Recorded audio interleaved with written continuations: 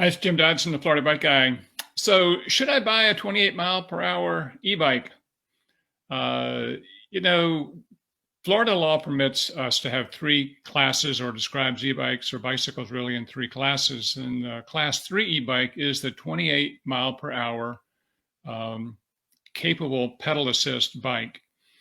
But there's some question in the minds of a lot of people about whether I should even buy that technology. Sometimes it's going to come with a bike that you really like.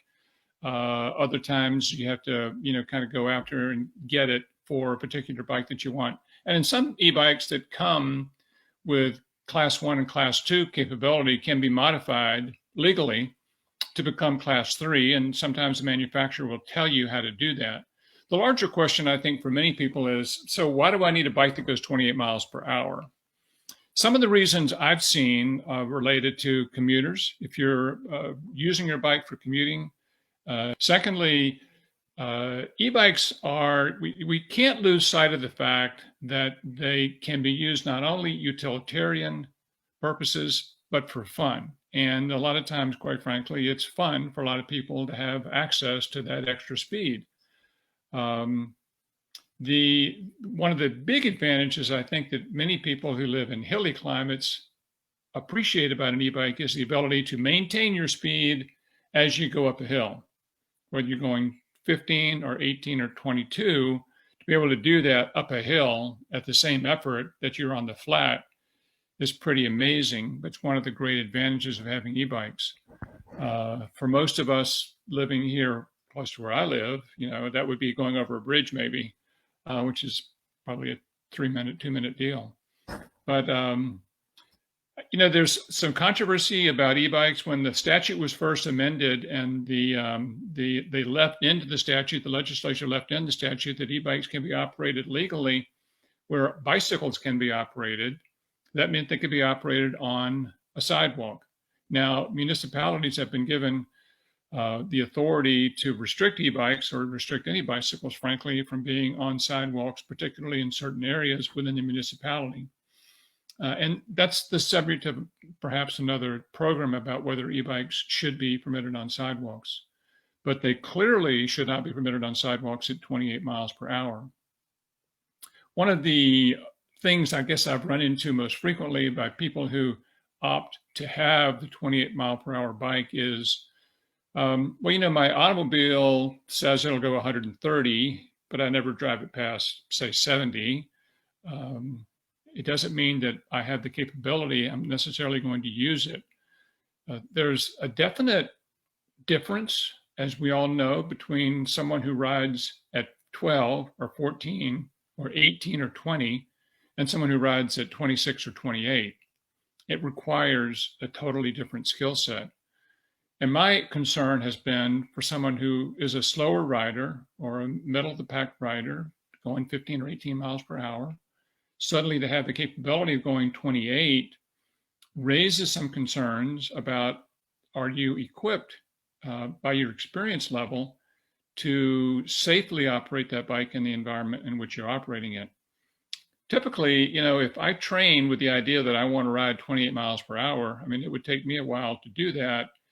But I go through riding 15 and then 20 and then 22 and 25 before I'm capable of riding those high speeds. And you learn not only your reaction, but the bike that you're riding and its reaction to the road and circumstances and slowing and all the things that we encounter on the road.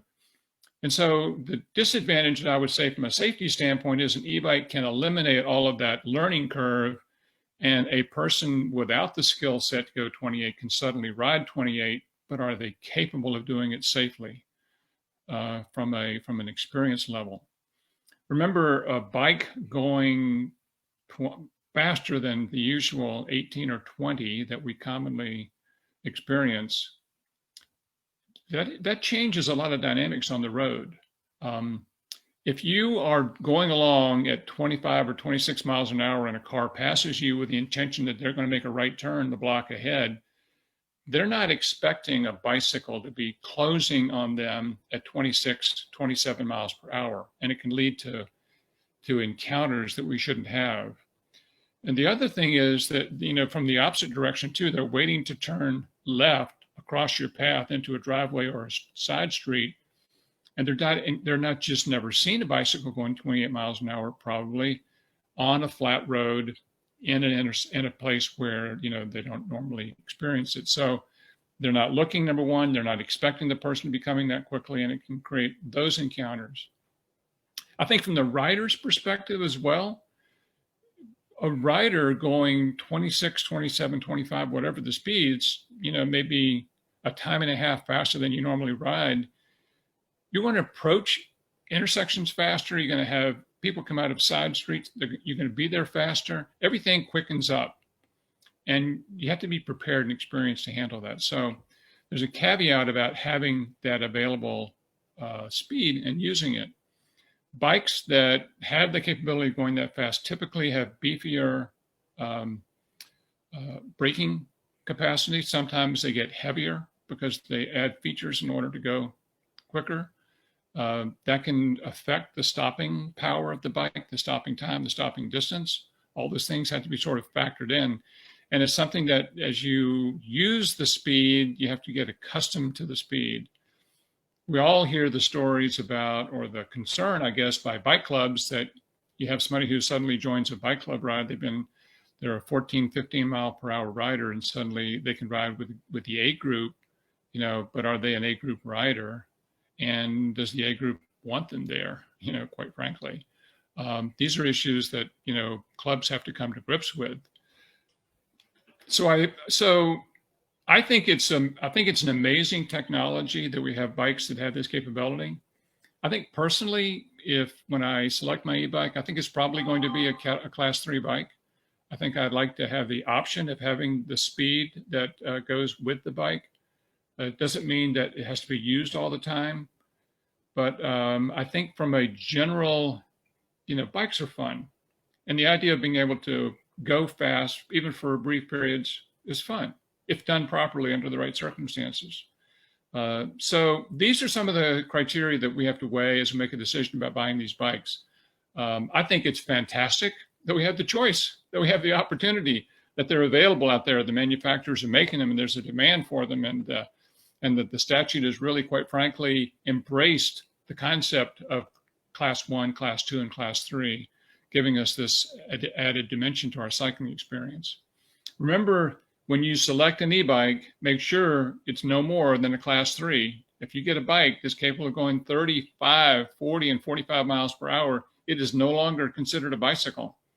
And that can have insurance implications if you're in a crash, about whether your uninsured motorist would cover or not. So there's a lot of issues. My recommendation is you stay within the class 1, class 2, class 3 categories unless you're equipped and prepared to get additional potential insurance on your bike.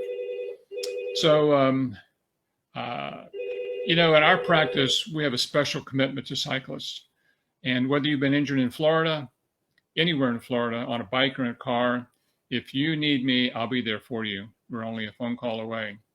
So I'm Jim Dodson, the Florida Bike Guy. Be safe out there, and I look forward to hearing from you about your e-bike experience. Take care. Bye.